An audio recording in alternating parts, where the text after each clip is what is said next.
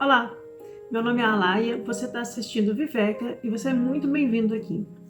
Hoje eu tô aqui com uma gambiarra com o celular, minha câmera tá com a bateria viciada e eu não tenho outra, então vamos tentar fazer o que é possível. Eu perguntei para vocês lá na parte da comunidade do canal que dúvidas vocês têm mais a respeito de gnosticismo, mas antes eu queria dar alguns avisinhos. Primeiro aviso, eu tô muito animada, tô muito feliz que a editora ao qual eu tô vinculada de certa forma, a editora Garba Lux, a gente lançou o site e o primeiro livro está publicado e já está disponível para venda. Tá em oferta de lançamento, R$ 35. Depois eu vou fazer um vídeo só sobre o livro. É um vídeo sobre o mistério da ética. E ele trata da ética como a questão do logos, a morada do fogo logos dentro do ser humano. E que é essa ética, a partir desse mistério da ética, que conduz, na verdade, à retação e à eudaimônia, né? Mas eu ainda vou fazer um vídeo sobre ele. Eu vou deixar para vocês o link aqui da editora. Não sei se vocês perceberam, mas eu mudei a capa do canal, agora tem o link para o meu Instagram lá também. E vou deixar o Instagram da editora aqui também para, se vocês quiserem acompanhar. Esse primeiro livro sobre a ética, ele vai desde a filosofia antiga, né, com Heráclito, Demócrito, e passa por Schopenhauer, pelo budismo, a questão da compaixão e da ética budista. Tá bem legal. Mas o vídeo de hoje não é sobre isso, então só tô deixando os avisos. Essa semana a gente não teve tanto vídeo, eu tive um probleminha nos olhos, mas já tá melhorando. E aí, quarta-feira, a gente volta com os vídeos daquele estudo do Zoom. E a gente vai tratar um pouco sobre o Cristo gnóstico, né? A gente tá vendo o Jesus histórico, passando pelos essênios, agora a escola de Jesus. E eu vou entrar um pouco na questão do Cristo gnóstico, então se é um assunto que interessa a você, acompanha, né? Ativa aqui o sininho de notificação, se inscreve se não tá inscrito, essas coisas de youtuber. A minha proposta hoje é fazer um daqueles vídeos de debatendo o gnosticismo. Não sei se vocês viram, mas no canal Conversas Filosóficas eu dei uma entrevista lá sobre a minha dissertação de mestrado, que aborda a relação de Plotino com os gnósticos e a questão do um, da primeira hipóstase plotiniana e o um inefável dos gnósticos. Então, acho que ficou bacana a conversa lá. Deixei aqui também no canal o link. Então, hoje eu queria voltar à questão do debatendo o gnosticismo, né? E eu vi que tem muitas perguntas dúvidas sobre as questões práticas do gnosticismo, se tem práticas. E eu queria, bem solto, falar um pouquinho sobre isso, né? Deixando claro que o que eu tenho trazido aqui para vocês é mais uma conversa, para aos poucos, vídeo por vídeo, a gente ir esclarecendo alguns pontos do gnosticismo. Eu não tenho a pretensão aqui de ser o vídeo que explica tudo, ou a palavra final, mas aos poucos a gente vai chegando nos temas, então eu deixo as perguntas para vocês, né, colocarem as questões de vocês, para eu também saber por onde vai os interesses, porque na verdade a gente pode abordar diversos assuntos, né, dentro do gnosticismo. Se você não viu ainda, eu tenho aquele vídeo que eu contei o mito gnóstico da criação, que é a versão de Adão e Eva, do Demiurgo, Sofia e Eldabaoth na versão gnóstica, né, que é tudo ao contrário. Na verdade, o Éden, o paraíso, é um paraíso ilusório, criado para aprisionar o ser humano, e ele tem que se libertar desse paraíso. É bem legal o mito, se você não conhece, eu fiz um resuminho dele lá, a partir de alguns apócrifos gnósticos. E tudo que a gente for continuar falando aqui sobre os gnósticos tem uma relação direta com elementos desse mito, né? O mito, ele traz de uma forma inconsciente, intuitiva, simbólica, diversos elementos que podem ser discutidos, destrinchados. Então, aos poucos, nessas conversas que a gente vai trazendo aqui, a gente vai destrinchando alguns elementos desse mito também. Uma das perguntas que me foi feita foi se eu faço algum tipo de oração, se eu oro, né? E se existe um Deus verdadeiro para o qual a gente pode orar, que entenda as nossas dores, ou se é só uma questão de tudo interior. Para os gnósticos, não há um Deus antropomorfizado.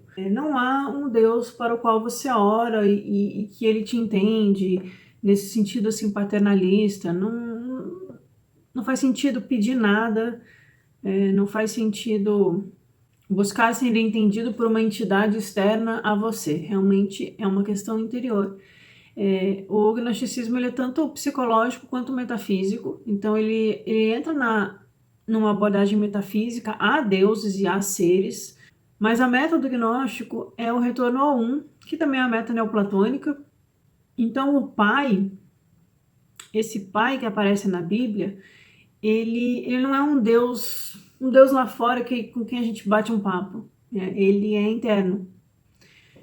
Então quando Jesus fala não sede como os hipócritas que ficam orando aí nas sinagogas, nas igrejas, mas entra no teu quarto e ora ao teu pai, ora ao pai que está em segredo, que está no silêncio, na caverna do coração. O pai, a gente pode relacionar em outras tradições com o Atman, na Vedanta, na Teosofia. Esse pai é o Atman, ele é o princípio divino presente em nós. Então, sim, eu oro, de certa forma, eu gosto muito da prática da meditação. Então não é uma oração que você busca ser compreendido ou que você pede coisas, é uma oração, na verdade, de silenciamento, né? Que no budismo a gente começa com chamata, depois tem outros níveis mais aprofundados. Mas eu acho que a dica de Jesus é essa de fechar as portas dos sentidos, né? Entra no teu quarto e fechando as portas, ora ao Pai que está no segredo. O que está no segredo é o Cristo interior. Não é algo externo a nós, é a centelha divina, o princípio divino, a unidade do cosmos, a unidade da vida presente dentro de nós. E é isso que está tentando ser desperto, é isso que está tentando ser acordado e ouvido. Então a voz do silêncio, a voz que clama no silêncio do deserto do nosso coração, ela quer ser ouvida. Então, quando Jesus fala no Evangelho de Tomé que o reino de Deus está dentro de nós, então a oração ela é focada nesse Pai interior, que é igual para todo mundo, que é a unidade presente em todas as coisas. É uma centelha de luz, é uma centelha divina, é o Cristo em vós, que Paulo fala em suas cartas. Então, despertar o Cristo dentro de nós é possível. Na verdade, é muito bom que se faça a oração, né? Mas qual tipo de oração? A oração silenciosa, não é uma oração que é focada no nosso eu, na nossa personalidade, não é uma oração focada em necessidades que nós temos enquanto ego ou pedidos. Então, quando nós oramos Pai Nosso que estais nos céus, os céus é os éons, é o pleroma, é o Pai Nosso que está no pleroma. E o pleroma está dentro de nós, o reino de Deus está em nós. Então, a oração é nesse sentido de silenciar os sentidos externos, silenciar o barulho do mundo que nos distrai, que nos gera prazeres e distrações nesse jardim do Éden ilusório, cheio de sensações e enganos. Então, a gente fecha as portas para tudo isso e a gente olha para dentro. E no silêncio a gente encontra a centelha divina, a voz do Cristo que está buscando ser ouvido. O mito de Sofia fala da alma como uma alma que cai na escuridão da matéria e aos poucos ela vai tentando recobrar a sua força e vencer as forças desses arcontes que são as forças do desejo, as forças da paixão, as forças do ego enganado, iludido, alienado de sua própria origem, que não enxerga a realidade como ela é. E a realidade ela é tanto externa quanto interna. Então, quando o hermetismo fala de micro-macrocosmo, que o que está em cima é como o que está embaixo, é a gente entender que são tudo aspectos da mesma coisa. Não existe em cima e embaixo e nem dentro e fora. O que existe é somente a vida una. A plenitude da vida universal, a unidade da vida, o Pai em nós, que precisa ser desperto para libertar a gente do sofrimento. Então, nesse sentido de termos práticos, outras pessoas perguntaram aqui sobre práticas gnósticas e a gente aos poucos vai chegando mais nisso, mas a meditação ela é uma prática gnóstica. Os monges do deserto, Santo Antão, São Pacômio, que foram os monges que preservaram a biblioteca de Nag Hammadi, que esconderam ela nas cavernas para ser preservada, eles advocavam muito pela meditação silenciosa. Foram eles que inspiraram mais tarde a mística medieval Teresa d'Ávila do século XVI. Então, assim, se você tem essa afinidade com o cristianismo, eu sugiro muito as obras de Lawrence Freeman e de Teresa d'Ávila, por exemplo, que é um manual de meditação que começa com a oração verbal, mas vai para a oração silenciosa e ela vai descrevendo como a gente vai adentrando as camadas da nossa alma para encontrar Sua Majestade, o Rei, no trono do nosso coração, onde há um diamante. Esse diamante é a centelha divina, é o Cristo em nós. Então, ela tem um livro, Moradas ou Castelo Interior. Eu fiz uma palestra sobre ela, que está aqui no meu canal, alguns vídeos atrás. É só procurar lá se interessar. Onde eu descrevo, uma por uma, essas moradas, quais são as características delas. Mas é uma prática muito benéfica, a prática de meditação. Eu tenho também aqui no canal alguns vídeos tentando ajudar a tirar dúvidas de como fazer a prática da meditação. Tem na playlist, uma playlist só de meditação, são 6 vídeos. Então é uma prática que eu incentivo e a gente vê que é uma prática gnóstica nesse sentido de buscar o silêncio interior e buscar ouvir a voz do Cristo que clama no deserto do nosso coração. Então, nesse sentido, a prática da oração gnóstica, há práticas invocativas, que eu não vou entrar nelas agora, a gente percebe a presença de mantras e invocações em alguns apócrifos gnósticos, mas há também incentivo à prática do silêncio e é uma prática de mergulho interior, através da meditação. Então é uma coisa que eu incentivo e sugiro sempre que se faça.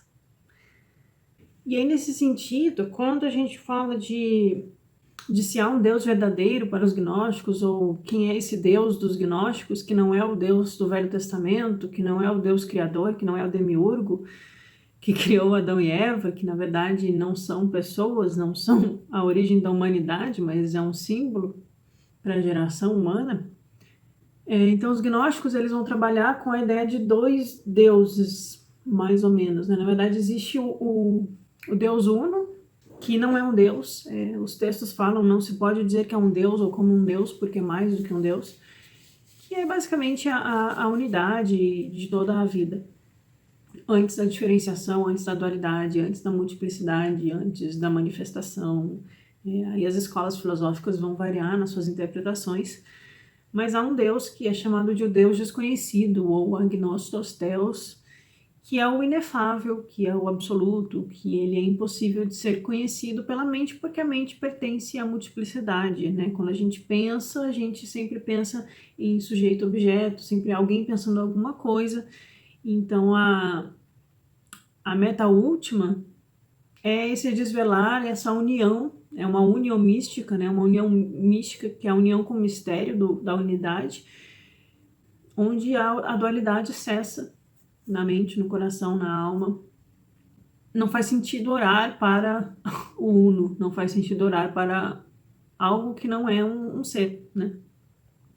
E aí os gnósticos vão falar desse Deus desconhecido, essa divindade primeira, né?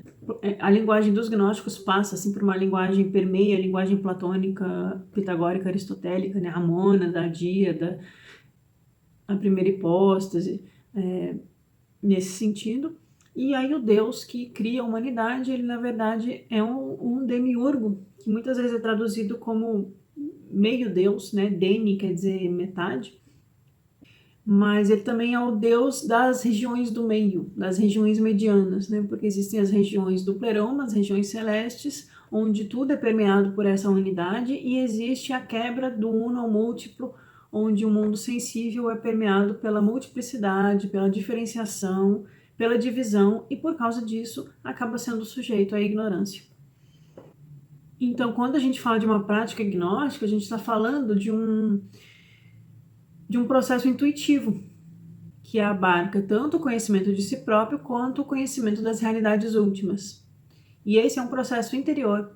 O que os gnósticos estão buscando é se libertar do jugo dessa força do Deus mediano, do demiurgo, que é o Deus da separação, ele gera separatividade.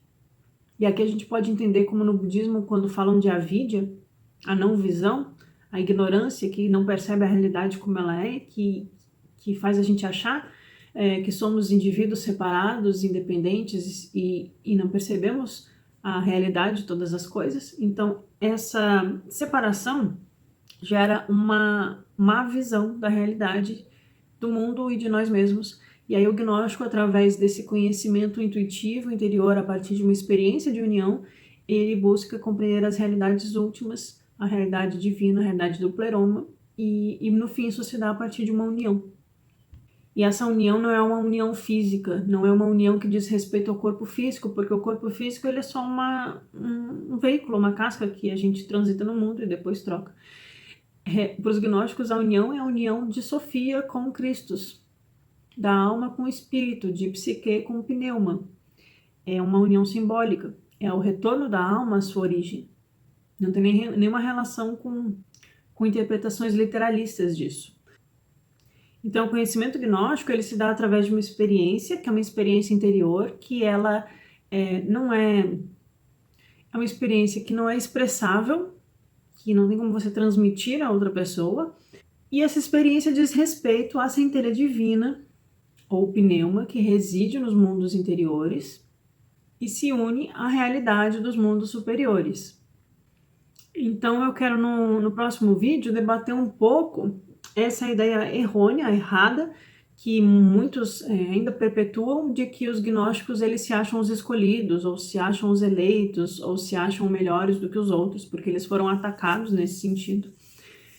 E quero mostrar para vocês como eles de fato estavam expressando e por que eles foram interpretados dessa forma.